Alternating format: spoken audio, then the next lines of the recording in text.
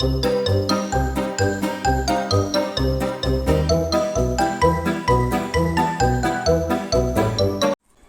Everyone, welcome back to our channel journey to the excellence. So आज हम जो chapter शुरू कर रहे हैं that is colloidal state. So ये जो है बेसिकली +1 क्लास के स्टूडेंट्स भी पढ़ सकते हैं, क्योंकि उसमें भी होता है ये +1 में, और बीएससी के लिए तो है ही है ये, ठीक है। बट बीएससी में थोड़ा ज़्यादा डिटेल होता है, +1 में थोड़ा कम होता है। So let's start. तो सबसे पहले आता है कि जो थॉमस ग्रैहम थे उन्होंने डिफ्यूजन के प्रोसेस को स्टडी किया of dissolved substances through parchment membrane, या आप बोल सकते हो एनिमल मेम्ब्रेन। और उसके बेसिस पे उन्होंने सब्सटेंसेस को दो पार्ट में डिवाइड किया। एक थे क्रिस्टलाइड्स, दूसरे होते हैं कोलॉइड्स। क्रिस्टलाइड्स वो थे जो कि क्रिस्टलाइन थे नेचर में, and they pass through that vegetable membrane या एनिमल मेम्ब्रेन या पार्चमेंट मेम्ब्रेन, उनको बोला क्रिस्टलॉइड। जबकि कोलॉइड्स वो थे जो क्रिस्टलाइन नहीं थे नेचर में, and they do not pass, या तो वो डिफ्यूज़ ही नहीं कर रहे थे एनिमल मेम्ब्रेन के थ्रू, पार्चमेंट मेम्ब्रेन के थ्रू, या अगर कर रहे थे तो वेरी वेरी स्लोली, ठीक है।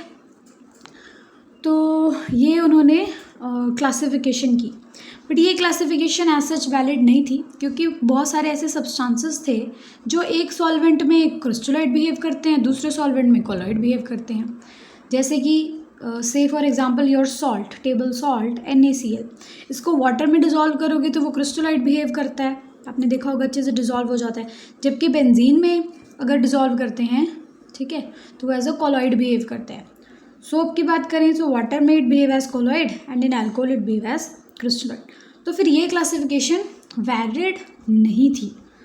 तो फिर उन्होंने बोला कि ये जो कोलॉइड है ना, ये सब्सटेंस नहीं है, ये एक स्टेट है, ठीक है जी। So a substance is said to be in colloidal state when it is disposed in another medium to form particle of size between 10 angstrom to 1000 angstrom or 1 angstrom to 100 angstrom such that they can pass through filter paper but they cannot pass through animal or vegetable membrane। Simple सी बात है, एक substance को colloidal state में कब कहेंगे, बस दो बातें याद रखनी है आपने। एक तो जब उसका particle size 1 nanometre to 100 nanometre हो, ठीक है। दूसरा, that can pass through filter paper but it can not pass through animal और वेजिटेबल मेम्ब्रेन। तो आजकल जो है हम सब्सटेंसेस को 3 टाइप्स में डिवाइड करते हैं, true solution, suspension, colloidal solution. जो आपके कोलॉइडल सॉल्यूशन होते हैं उनका पार्टिकल साइज़ की रेंज होती है 1 नैनोमीटर टू 100 नैनोमीटर। जितने भी पार्टिकल 1 नैनोमीटर से छोटे होंगे दे आर ट्रू सॉल्यूशन, और जितने भी पार्टिकल 100 नैनोमीटर से बड़े होंगे they are called suspension. Now see, ये जो है यहाँ पे आपको ये पार्टिकल्स मैंने दिखाए हुए हैं, ये ट्रू सोल्यूशन है, ठीक है, साइज़ 1 mm से स्मॉल है। ये कोलॉइडल सोल्यूशन है, थोड़े बड़े पार्टिकल्स हैं। ये सस्पेंशन है, बड़े बड़े पार्टिकल्स हैं। तो ना आपको एक बात ये याद रखनी है, इनका पार्टिकल साइज़ आपको अपने माइंड में रखना है, क्योंकि फिर आगे जब वो आएगा ना आपको क्या बोलते हैं कि कैसे बनानी है कोलॉइड्स, तब आपको फिर मुश्किल नहीं होगी। मल्टीमोलिकुलर, मैक्रोमोलिकुलर टाइप्स भी आएंगे तो आपको फिर वहाँ पे मुश्किल नहीं होगी, ठीक है। तो ये था। अब हम देखते हैं true solution, colloidal solution and suspension के बीच में डिफरेंस देखते हैं। नाउ सी, ये डिफरेंसेस हैं between true solution, colloidal solution and suspension, very very important है। तो ट्रू सोल्यूशन मैंने आपको बताया, पहले साइज़ देखो, पार्टिकल साइज सेकंड पॉइंट कर रहे हैं, 1 mm से स्मॉल। कोलॉइडल सोल्यूशन का होगा 1 nm मतलब नैनोमीटर, ठीक है। अच्छा, 1 nanometre is equal to how much, 10⁹ metre, ये है, ठीक है। और जब हम लिखते हैं ना 1 एंगस्ट्रॉम, ये चीज़, तो इसका क्या मतलब होता है, 10⁻10 मीटर।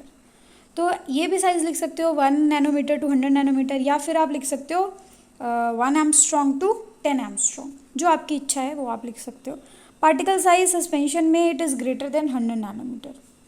अच्छा, अब नेचर की बात करें, सो नेचर सस्पेंशंस जो होते हैं वो हेट्रोजीनियस होते हैं। हेट्रोजीनियस मतलब कि उनमें 2 फेजेस होंगे, ठीक है, आगे फेजेस हमने करने भी हैं।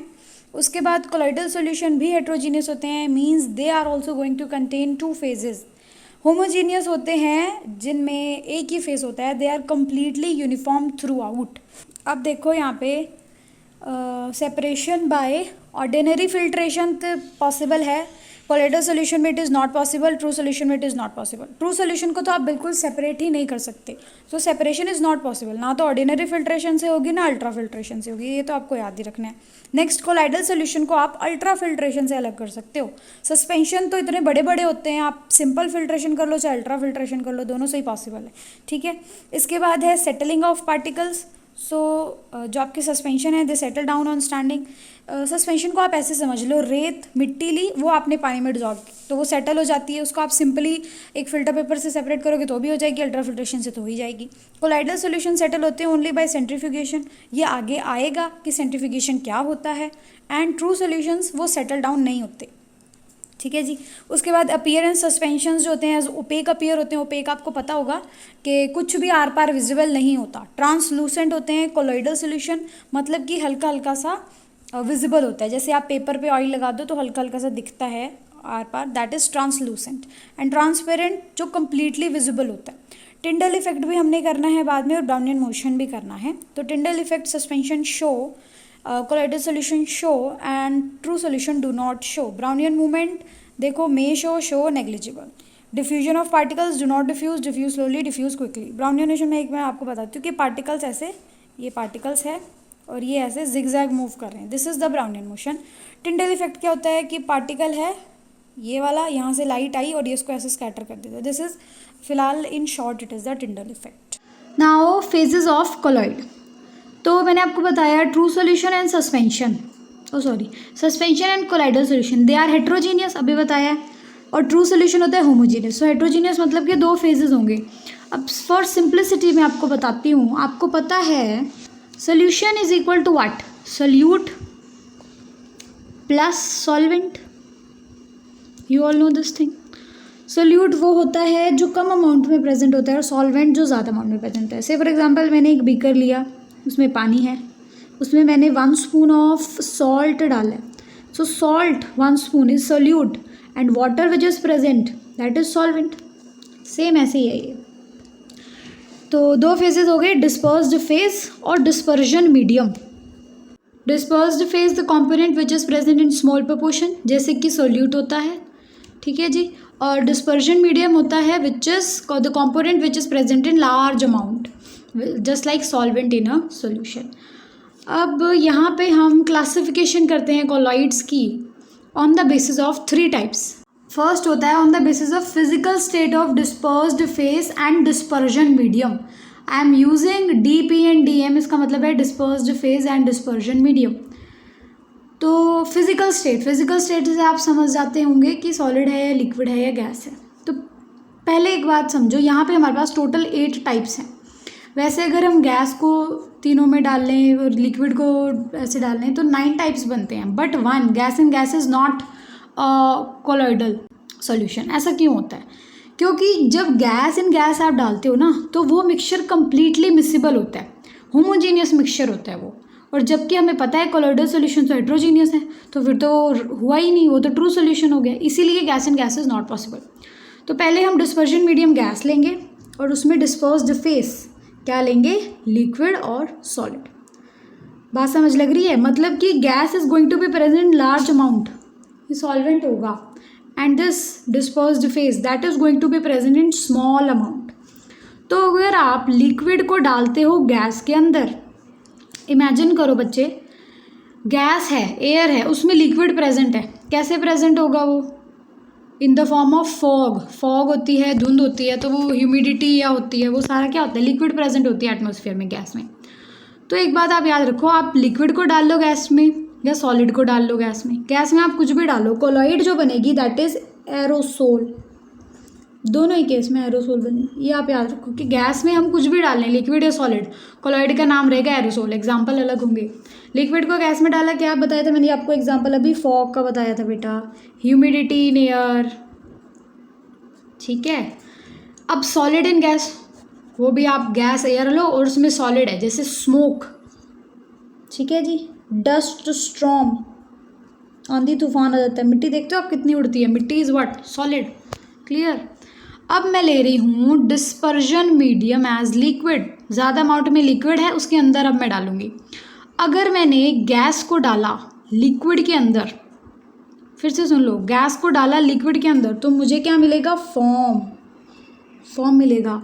एग्जाम्पल है आपका, बेस्ट एग्जाम्पल होता है सोडा वाटर, समझे। जो कोल्ड ड्रिंक्स होती हैं, आप उनको जब ओपन करते हो तो ऐसे एकदम आवाज़ आती है ना श करके, वो क्या होता है, उसमें CO2 डाली हुई होती है, वो बाहर निकलती है। लिक्विड होते हैं तो उसको बोलते हैं एमल्जन। इसमें आप बेस्ट एग्जांपल ले लो मिल्क का, ठीक है, एमल्सिफाइड ऑयल। तो लिक्विड तो बहुत सारे एग्जांपल होते हैं। सॉलिड इन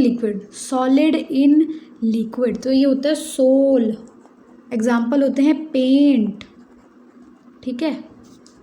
अच्छा, अब सॉलिड में आपने, अब इमेजिन करो सॉलिड है, उसमें आपने गैस डाली है, समझे, क्या लिया हुआ है, सॉलिड लिया हुआ, उसमें गैस डाली हुई है, तब बनता है सॉलिड फोम।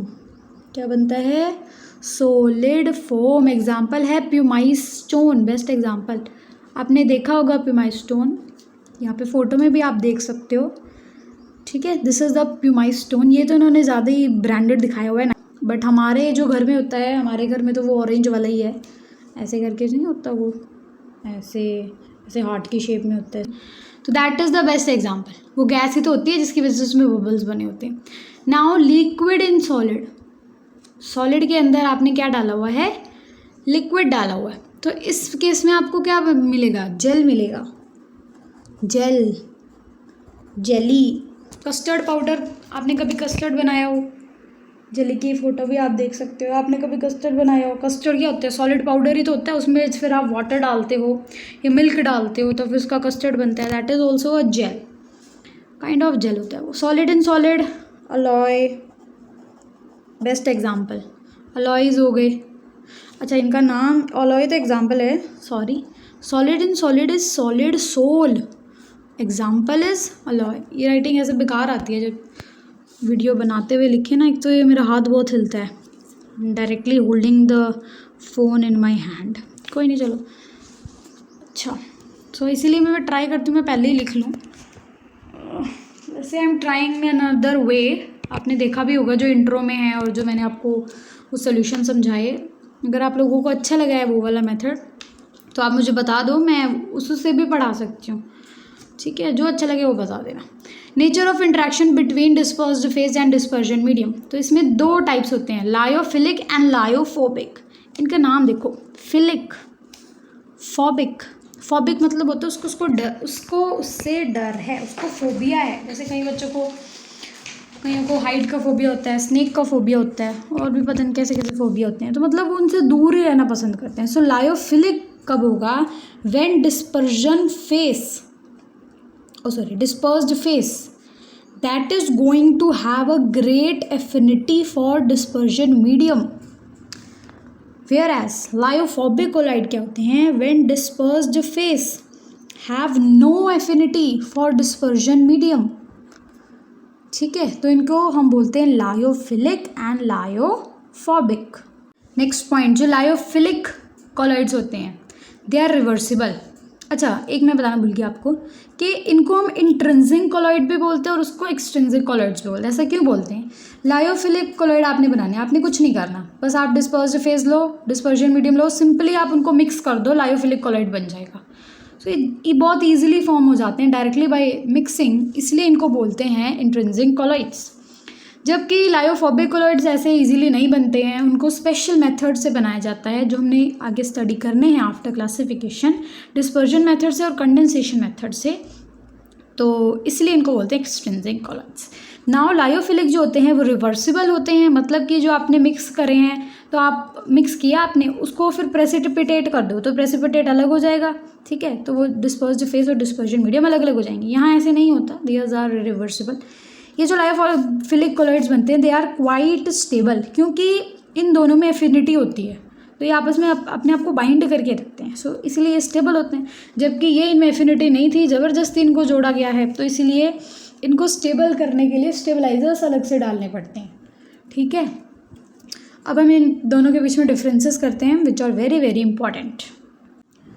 चलो देखो, तो तो lyophilic lyophobic property, ease of preparation, मैंने अभी आपको बताया है जस्ट कि लायोफिलिक कॉलॉइड्स बड़े ही ईजिली प्रिपेयर हो जाते हैं बाय डायरेक्ट मिक्सिंग, जबकि लायोफोबिक की स्पेशल मेथड से बनते हैं, dispersion method and condensation method. अभी नाम याद कर लोगे तो आगे ईजी रहेगा। साइज ऑफ पार्टिकल्स, तो ये जो लायोफिलिक कॉलॉइड्स होते हैं इनका नॉर्मल साइज़ होता है, अच्छा खासा साइज़ होता है, ट्रू मॉलिक्यूल्स का बड़ा साइज़ होता है, इतना भी बड़ा नहीं होता बट ट्रू सॉल्यूशन के पार्टिकल्स के जैसा साइज़ होता है।